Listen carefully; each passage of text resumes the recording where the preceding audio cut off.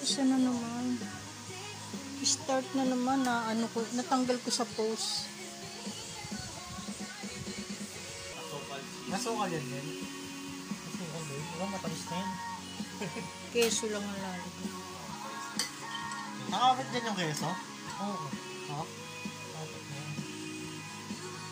Araw-araw nagbe-bake si Kiko. Madalas yung mga nagda-araw puro cake. Kaya sawa na kami sa cake. Kaya pag may nagdala ng cake, hindi na ganong napapansin. Sakto lang.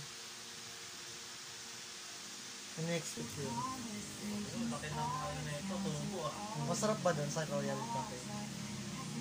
Sakto lang oh. Kasi Sino may-ari ba nun? kailangan. Kailang mga unit yun. Diba? Iba lang may-ari. Bahay. Sabi, tiga munisipyo daw eh.